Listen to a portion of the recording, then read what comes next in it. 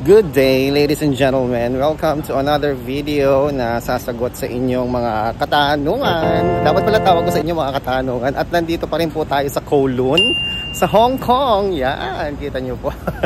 Sa Tsim Sha Tsui. Tsim Sha Tsui. Yan, Tsim Sha Tsui. Andito tayo para maghanap ng mga gustong magpa-convert ng G ng G-Gifts nila o ng kanilang mga G-Credit. Char lang. G-Gifts ng Shopee Pay Later, Lazada Pay Later at TikTok Pay Later. Lalo na yung mga DH na nandito ngayon sa Hong Kong. Shout out sa inyong lahat. Sa mga domestic helper natin, mga kababayan na nandito sa Hong Kong. Lalo na sa Kowloon. Dito na sa malapit sa Tsim Sha Tsui. Tsim Sha Tsui.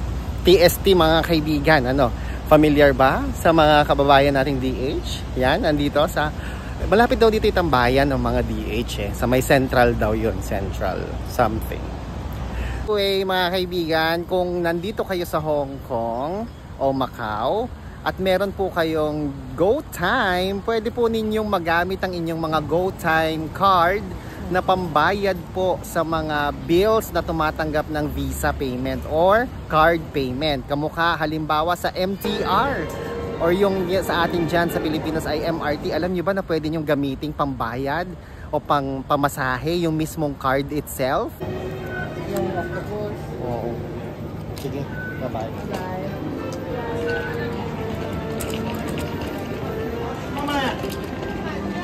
Itatap nyo lang ito sa kanilang mga machine doon sa parang beep card, no? Para siyang beep card yung GoTime ninyo na Visa card o kaya siguro kahit yung ibang Visa, pero ako personally na-try ko at na-experience ko ang Visa ng GoTime. Talagang mabisa po siya. Yan po yung ginamit ko. Hindi na ako bumili ng Octopus card, mahal din kasi ang Octopus card.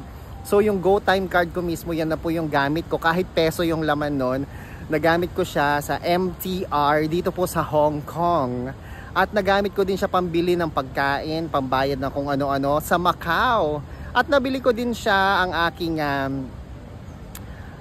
GoTime Visa, pambili, pang shopping sa Harbour City. Dito pa rin yan sa Hong Kong. So, ang tanong, paano nga ba magkaroon ng GoTime bank account? Ako, simple lang po mga kaibigan.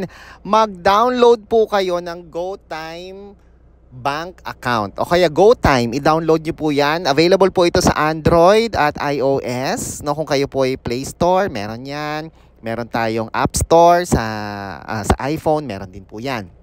Ito po ay pwede lamang sa mga 18 years old and above, Filipino citizen, hindi pwedeng foreigner. At dapat meron kayong SIM number or SIM card para sa registration kasi magre-register po tayo dito. At meron kayong primary valid ID. Primary po, hindi po pwede yung mga secondary valid ID. Kailangan primary valid ID. Ano yun? Mga passport, driver's license, Philippine o national ID. Ayun, yung national PhilSys, no?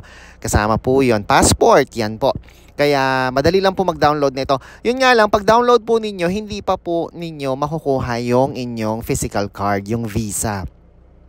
Paano makuha yung Visa card? Pumunta lamang po kayo sa alinmang Robinson Supermarket or Robinson's Mall, no? Nandyan, available po yung mga kiosk ng GoTime at meron po mag-a-assist sa inyo para mai-imprenta po ang inyong GoTime Visa card at ma-activate na rin at the same time.